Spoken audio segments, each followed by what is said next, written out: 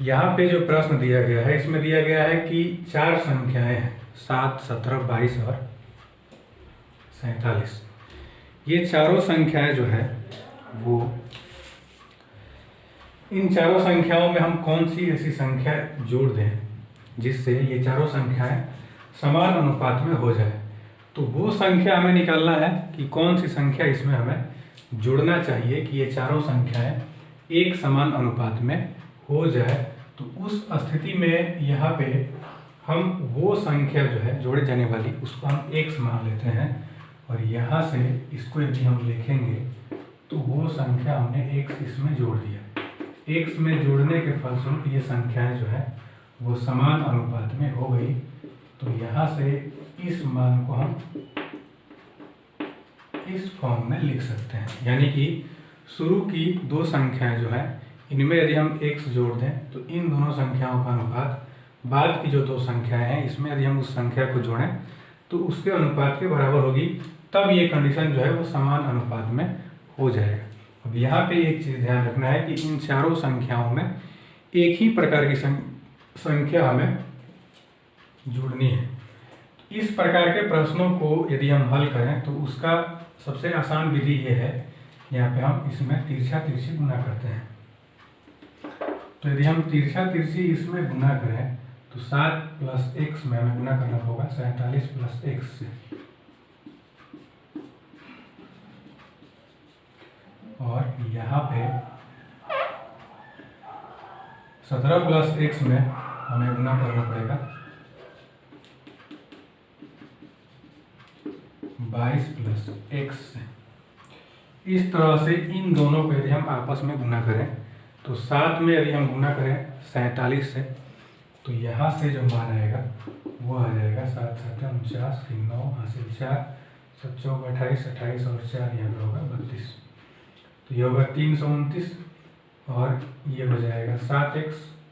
फिर यहाँ से हम x से इसमें गुना कर देंगे तो ये होगा 47x। फिर x में x से गुना करें तो ये होगा x²।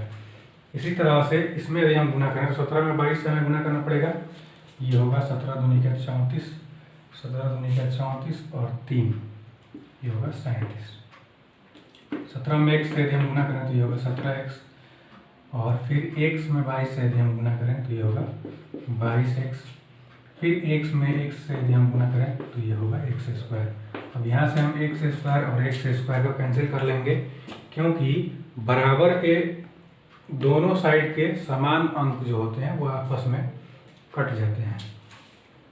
इस तरह से 47 और 7 को यदि हम जोड़ें तो ये कुल मिलाकर के हो जाएगा 54x। इसी तरह से यहाँ पे दिया गया है 374। 17 और 22 को यदि हम जोड़ें तो ये होगा 39x।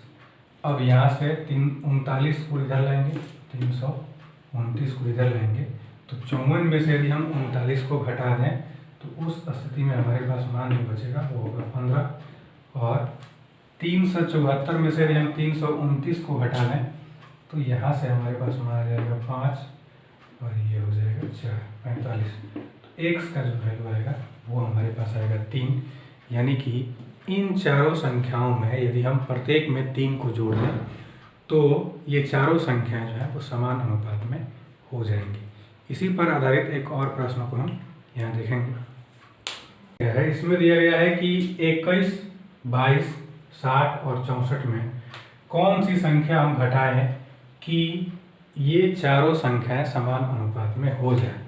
उस स्थिति में हम क्या करते हैं कि घटाई जाने वाली संख्या को x मान लेंगे और इन प्रत्येक मानों में से यदि हम x को घटा दें तो यहाँ से जो हमारे पास मान प्राप्त होगा वो समान अनुपात में होगा। इस तरह से इन दोनों संख्याओं में से x घटाएंगे तो इन दोनों का अनुपात, इन दोनों संख्याओं में से x घटाएंगे तो इन दोनों के अनुपात के बराबर होगा। तभी ये स्थितियाँ जो हैं वो समान अनुपात में कहलाएंगी। इस तरह से यदि हम अब तिरछा तिरछी इसमें गुना करें, क्रॉस मल्टीप्लिकेशन यदि हम करें तो यहाँ से जो मान है वो हमारे पास आ जाएगा 21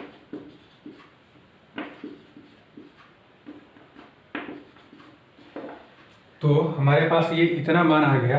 अब इन मानों में यदि हम देखें तो 21 में यदि हम 64 से गुना करें तो 21 चौक 84 क्या होगा 4, हमारे पास हासिल बचेगा 8 और 21 छक्का होता है 126। 126 में यदि हम जोड़ दें 8 तो 8 सौ 14, ये होगा 134। तो इस तरह से हमारे पास मान आया 1344। 21 में 1 से गुना करें तो ये होगा 21x, फिर यहाँ पे होगा 64x और ये माइनस माइनस प्लस होगा x स्क्वायर। सेम इसमें यदि हम गुना करें तो ये 60, 22 छक जो होता है वो होता है 6 दूनी 12, 6 दूनी 12, 1 13, ये होगा 1320। फिर इसमें यदि हम गुना करें तो ये होगा माइनस 60x और x से इन दोनों गुना करें तो ये होगा माइनस 22x और ये होगा प्लस x स्क्वायर। इन दोनों को आपस में घटा देंगे। फिर यहाँ से हमारे पास जो मान प्राप्त होगा 21 और 64 को यदि हम जोड़ें